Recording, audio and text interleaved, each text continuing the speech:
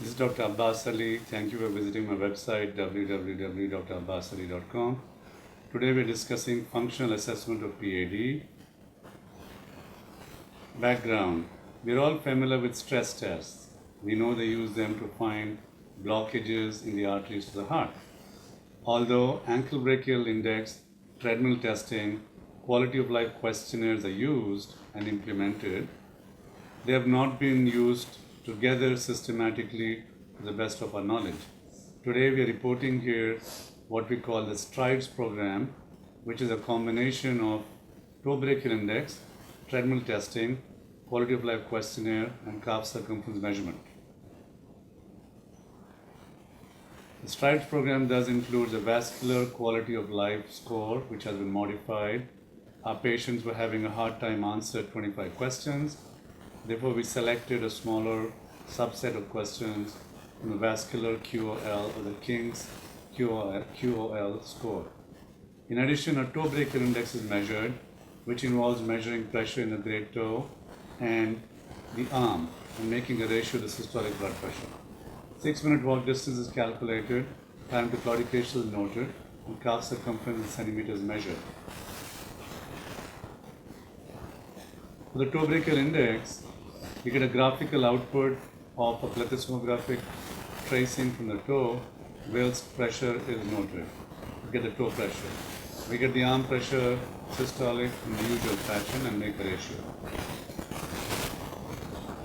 In the 6-minute walk test, in our practice we use a treadmill. The patient was able to select a speed with which they were most comfortable. Once they hit the speed, we would start a timer, see how long they walked in 6 minutes at an uncoached pace. The vascular QOL, we use a modified King quality of life tool with a smaller number of questions. These questions will be provided on request if anyone is interested.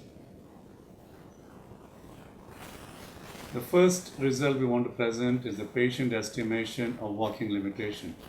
We were interested in figuring out do the patients truly understand how limited they are.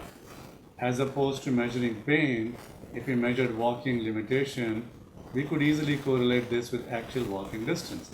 Patients scored from 1 to 7, where 1 stood for the fact that the patient could walk with no limitation, and 7 stood for the patient can't walk at all in the vascular QOL score.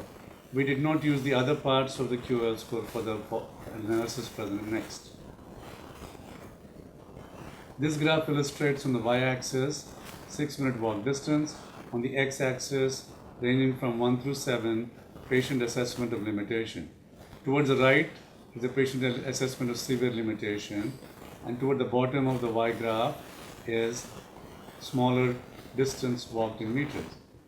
The standard error bars indicate that although the p-values are not significant, there is a clear-cut trend wherein patients with less limitation walk significantly better than patients with more limitation. Thus, it appears that patients do have an insight into the walking limitation that is pretty accurate. The overall 6-minute walk distance is presented here. The solid black line shows the mean value, and this shows that our patients are severely limited. And this kind of 6-minute walk distance goes hand in hand with a high mortality. Next is a categorization of toe brachial indices. We use a cutoffs of 0.4, 0.6, 0.8 to divide patients into critical limb ischemia, peripheral arterial disease, and no PAD. This graph illustrates that the majority of our patients belong to the CLI, critical limb ischemia category. This analysis is on approximately 600 patients. This graph illustrates the inverse relationship between toe brachial index and walk distance. We would actually think that a worse toe brachial index would imply patients would walk less. However, in our analysis, this did not hold true. As this was counterintuitive, we had to switch to a different data set to try and understand this. In our practice, we have a database of 351 patients who underwent cardiopulmonary exercise testing. Cardiopulmonary exercise testing was ordered for reasons other than PAD. Patient charts were reviewed for presence or absence of PAD using angiographic criteria, and patients were categorized as mild, moderate, or severe PAD for the levels of iliac, above the knee, and below the knee. This analysis shows on the y-axis VO2 max, on the x-axis below the knee, above the knee, and iliac disease. The VO2 max is lowest in the iliac disease, next in above the knee, and next in below the knee. However, the overall VO2 max value is again very low, predicting a very high mortality and significant limitation. Now, going back to the interesting point that the 6-minute walk distance did not correlate well with severity of PAD as assessed by toe brachial index. Overall, we have a very sick cohort of patients. Their 6-minute walk distance implies a high mortality and morbidity. Such a 6-minute walk distance in a pulmonary hypertension population or a congestive heart failure population would imply a 30% 3-year mortality. The distance on the 6-minute walk test is impacted not only by PAD but also by concomitant COPD, CHF, CAD, arthritis, and overall frailty. This is the reason we believe that a 6-minute walk distance did not correlate with worsening PAD as identified by the toe brachial index.